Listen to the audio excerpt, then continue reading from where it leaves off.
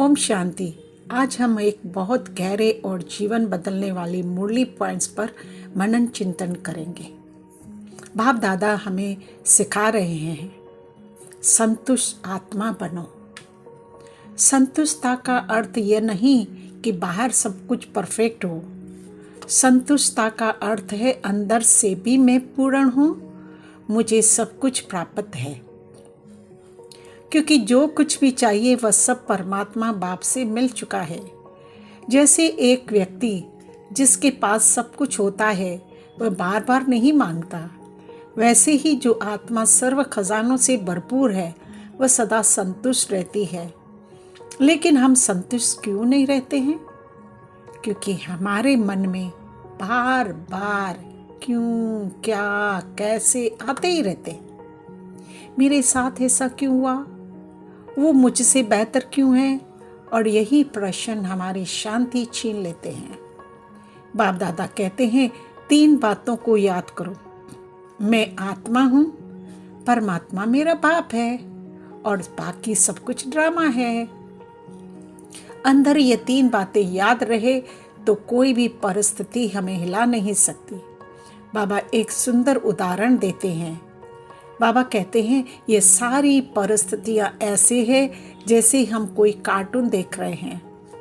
जैसे Mickey mouse को देखकर हम रोते नहीं हैं, हम जानते हैं ये सिर्फ एक खेल है। वैसे ही जीवन के सीन को भी साक्षी बनकर देखना है, सीरियस नहीं, डिटैच रहना है। अब बाबा आगे कहते हैं समय बहुत तेज चल रहा है, इसलिए हमारा पुरुषार्थ भी तीव्र होना चाहिए। साधारण नहीं, उड़ती कला का पुरुषार्थ। जैसे अगर अचानक एग्जाम आ जाए तो क्या हम तैयार हैं? इसलिए बाप दादा ने 15 दिन का अभ्यास दिया। हर सेकंड चेक करो, मेरे संकल्प कैसे हैं, मेरी वाणी कैसी है, मेरे कर्म कैसे हैं, और कम से कम 80% पवित्र और पावरफुल बनाना है। एक बहुत गहरी बात, फुल स्टॉप लगाओ, क्वेश्चन मार्क नहीं। मतलब क्यों नहीं, कैसे नहीं, जो है उसे स्वीकार कर आगे बढ़ो।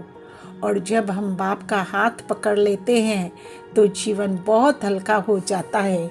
जैसे छोटा बच्चा अपने पिता का हाथ पकड़ लेता है तो उसे कोई डर नहीं रहता है। अव्यक्त इशारे भी बहुत सुंदर है।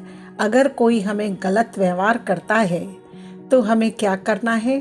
प्रतिक्रिया नहीं देनी है, मधुरता देनी है। मधुरता हमारी शक्ति है, नम्रता हमारा सुरक्षा कवच है। तो आज से इस परिस्थिति को बदलने की कोशिश नहीं करेंगे, हम खुद को बदलेंगे, सदा संतुष्ट, साक्षी और शक्तिशाली बनेंगे। ओम शांति शांति शांति।